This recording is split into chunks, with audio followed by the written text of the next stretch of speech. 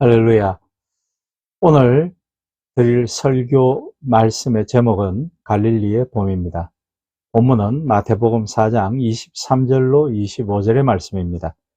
예수님께서 온 갈릴리에 두루 다니사 그들의 회당에서 가르치시며 천국 복음을 전파하시며 백성 중에 모든 병과 모든 약한 것을 고치시니 그의 소문이 온 수리아에 퍼진지라. 사람들이 모든 앓는 자, 곧 각종 병에 걸려서 고통받는 자, 귀신 들린 자, 간질하는 자, 중풍병자들을 데려오니 그들을 고치시더라. 갈릴리와 데가볼리와 예루살렘과 유대와 요단강 건너편에서 수많은 무리가 따르니라. 아멘.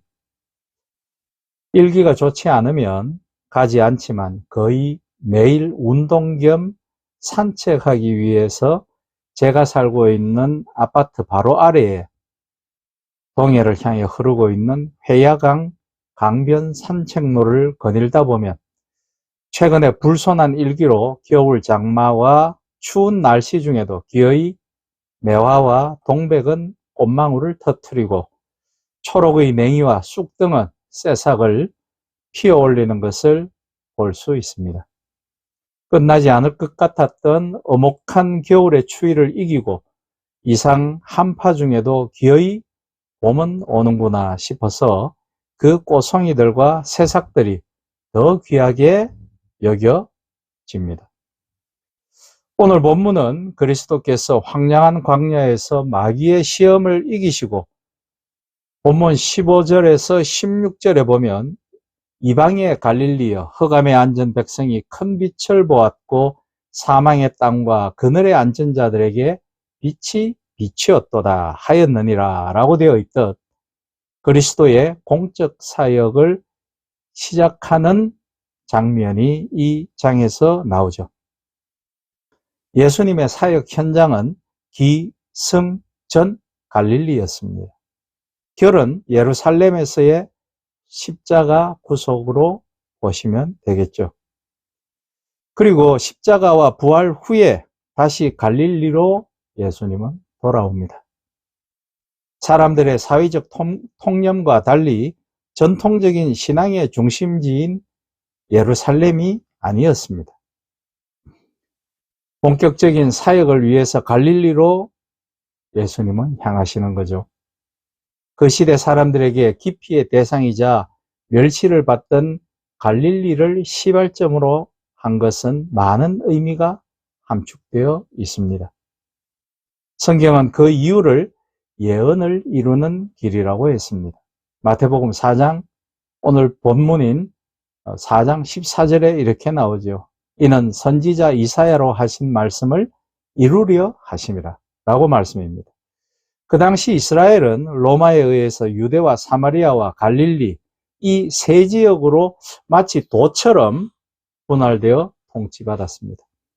헤롯 대왕의 아들인 헤롯 안티파스가 바로 이 지역을 통치했습니다.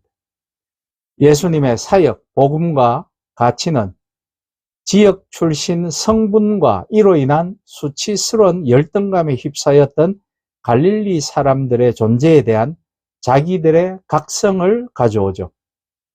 자기와 타자에 대해 영, 혼, 육을 지닌 전인적인 존재로서의 주체성을 깨닫게 하고 세워주었습니다. 그것은 자기와 타인에 대한 의식의 대전환이었고 존재혁명이었습니다. 오늘 본문 23절에 예수님께서 온 갈릴리에 두루 다니사 저희 회당에서 가르치시며 천국 복음을 전파하시며 백성 중에 모든 병과 모든 약한 것을 고치시니 라고 되어 있습니다. 예수님은 특별히 회당에서만 메시지를 선포하지는 않았습니다. 사람들이 있는 곳이라면 예수님은 어디로든 가셨죠. 때로는 자연 환경을 비유로 삼아 쉽고 간결한 가르침을 사람들에게 전했습니다. 그 결과 갈릴리 지역을 통해 수많은 자들이 그분을 영접했고 동시에 예수님의 세력을 시기하는 기존의 유대교 기득권층의 반발로 갈등은 대결 국면으로 점차 확대되어 갔습니다. 예수님은 갈릴리의 봄으로 오신 거죠. 그것이 확대되어 이스라엘의 봄이었고 그것이 확대되어 전 인류의 봄으로 오신 것입니다. 자연의 봄과 함께 영적인 봄을 안고 그분은 오셨습니다. 이방의 갈릴리에 흑암에 앉은 갈릴리 백성에게 큰 빛으로 오셨습니다. 오늘 본문 15절에서 말씀하시듯 사망의 땅 갈릴리, 그늘에 앉은 갈릴리 백성들에게 생명의 빛으로 오신 것입니다. 이는 700여 년 전에 이미 이사야 선지자의 영감 속에 예언된 갈릴리의 봄을 성취하는 사건이었습니다. 저 옛날 여호수아가 기업을 분배할 때 스불론, 아셀, 납달리 그리고 이사갈 지역의 한 부분 등이 모두 갈릴리 지역에 속합니다. 히브리 왕국 시대에는 수리아 전쟁으로 큰 피해도 입었습니다. 벤 하닷, 하사엘, 디글락 빌레셀 3세의 군대가 갈릴리를 짓밟고 많은 사람을 포로로 잡아갔습니다. 왕하 15장 29절에 그 내용이 나옵니다. 포로에서 살아 돌아온 자들은 그 대부분이 남조 유대로 갔으나 그 일부는 갈릴리에 남아서 아수르 식민들과 섞여 살았습니다. 주전 2세기 힐카너스가 유대 영토에 편입되기까지는 애굽, 로마, 수리아 등 외국의 지배 아래 이 갈릴리가 놓여 있게 됩니다. 그래서 그들의 말씨까지도 달랐음을 보게 됩니다. 마태복음 26장 73절에 보면 조금 후에 곁에 섰던 사람들이 나와 베드로에게 이르되 너도 진실로 그 도당이라 내 말소리가 너를 표명한다 하거늘 이라고 되어 있습니다. 즉 베드로의 말씨에 갈릴리의 사투리, 갈릴리의 토속어가 진하게 배어 있고 섞여 있음을 이야기하는 것이겠죠. 그래서 그들은 본토에 있는 유대인들로부터 혼혈아 취급을 받는 사람들이 되어버렸습니다.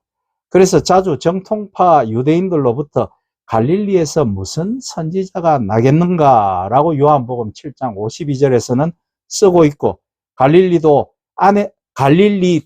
안에 있는 나사렛에서 무슨 선한 것이 나겠느냐고 역시 요한복음 1장 46절에 적시하고 있습니다. 그러면서도 이러한 역사의 파란 때문에 저들은 오히려 나라를 사랑하는 애국자가 되었고 하나님을 사랑하는 종교의 열정이 깊이 배어 있었습니다. 그리고 한가하는 갈릴리인의 성질이 생긴 것이겠죠. 그럼에도 예수님은 유대 베들레헴에서 출생하시고 북쪽의 나사렛에서 사시고 갈릴리에서 그의 천국 복음 운동을 시작하신 것입니다. 주님은 세계 선교의 출발지를 바로 이곳 갈릴리로 삼았습니다. 복음 전도의 발상지를 갈릴리로 삼은 것이죠. 그로부터 700년 전에 이사야가 예언한 말씀 전에 고통하던 갈릴리, 멸시를 당하던 갈릴리의 스불론 땅과 납달리 땅, 해변의 길과 요단 저편 이방의 갈릴리를 영화롭게 하였다고 하였습니다. 흑암에 행하던 자들에게 큰 빛을 보게 하고 사망의 그늘진 땅에 거하던 자들에게 먼저 빛을 주셨습니다. 예수님께서는 바로 흑암에 행하던 죄인에게 빛의 봄, 구원의 봄, 생명의 봄으로 오신 것입니다. 예수님은 따뜻한 생명의 바람으로 오셨습니다. 세상의 빛으로 말씀입니다.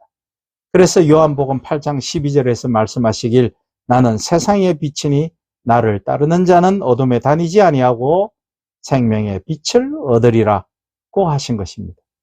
그렇게 구원의 따뜻한 봄으로 예수님은 오신 것입니다.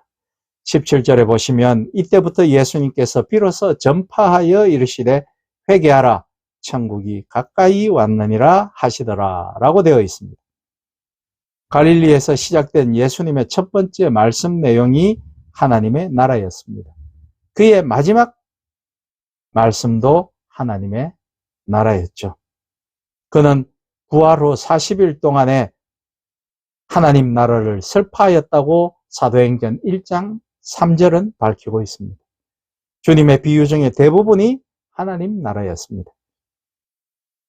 예수님의 말씀 중에 하나님 나라라고 하는 말이 100회 이상이나 사용되고 있습니다.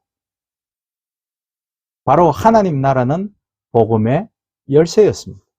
복음의 모든 내용이었습니다. 그 하나님 나라가 갈릴리에서 시작된 것입니다. 유대인들이 손가락질을 하던 바로 그 땅 말씀입니다. 누구든지 회개하면 이 천국의 복음을 소유할 수 있다고 하셨습니다. 로마 제국의 통치가 아닌 하나님의 통치가 갈릴리에 도착했다고 하셨습니다. 지금 온 갈릴리 지역은 세범을 맞이하고 있습니다. 그것은 영적인 세범이었습니다. 예수님께서 갖고 오신 천국 복음이었습니다. 23절에 예수님께서 온 갈릴리에 두루 다니셨다고 되어 있습니다. 그리고 천국 복음의 소식을 그들에게 선포해 주셨습니다.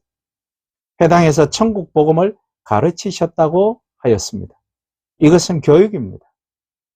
전파했다고 하셨습니다. 이는 배운 말씀을 신앙의 실천 행위로 드러내는 것이었습니다. 그리고 백성 중에 모든 병과 약한 것을 고치셨다고 되어 있습니다.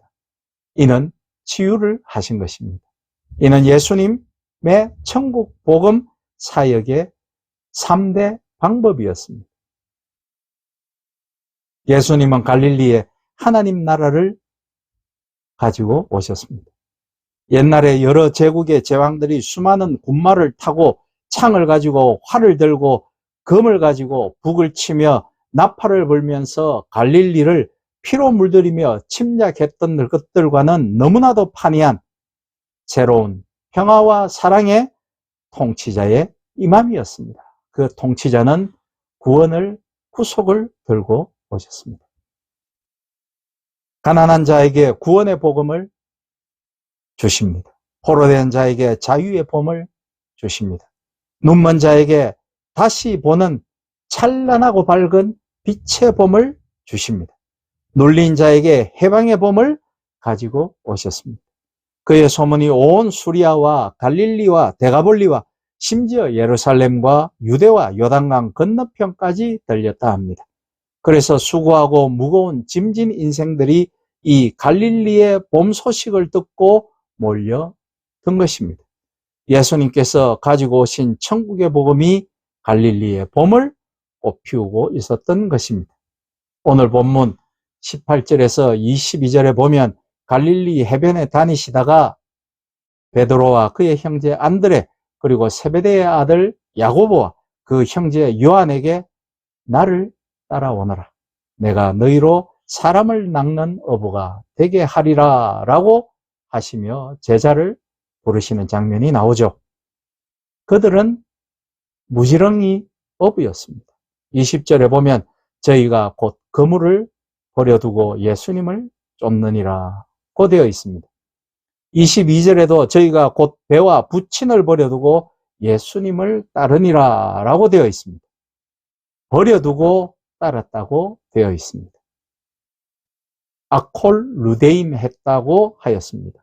헬라어로 이 아콜 루데이는 삶의 방향을 바꾸었다라는 뜻입니다.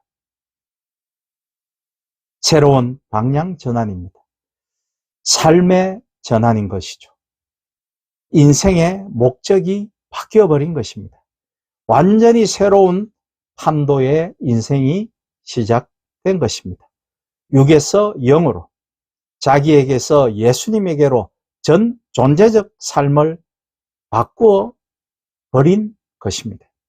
실로 대단한 새로운 시작이었습니다. 지난 겨울은 참으로 길고 긴 겨울이었습니다. 또한 저뿐만 아니라 겨울의 추위와 눈과 비 그리고 아직도 그치지 않는 전쟁과 세계가 부가 넘쳐나는데도 여전히 기아로 굶주려 죽는 아이들까지 전 지구촌 사람들에게 재앙처럼 느껴지는 겨울은 계속되는 것 같습니다. 환난날이 겨울이 되지 않도록 기도하라고 하신 주님의 말씀이 생각납니다. 그래서 사람들은 겨울이 끝나기를 기다립니다. 이제 하얀 눈에 대한 아름다운 정서가 불안과 공포로 변해버렸습니다. 이제 우리는 3월을 맞이하고 있습니다. 공교롭게도 지난주는 3월 1일 우리가 일제의 한거에서 목숨을 바쳐 대한독립 만세를 부르짖었던 독립운동이 벌였던 날이기도 하죠. 도처에서 새봄의 기운들이 일어나고 있음을 봅니다. 이번 겨울이 힘들고 지겨웠던 것만큼 봄에 대한 우리의 기다림이 더 간절해지고 있습니다. 그래서 금년의 봄은 우리에게 더욱 반가운 계절이 될 것 같습니다. 봄은 새 시작의 계절입니다. 봄은 새 출발의 계절이죠. 봄은 모든 생명에 약동하는 계절이며 부활의 계절인 것입니다. 우리는 오늘 갈릴리의 봄을 생각하였습니다. 영적인 봄을 생각한 것이죠. 갈릴리의 봄은 예수님으로 말미암아 시작이 되었습니다. 예수님은 인류의 봄 그 자체이십니다.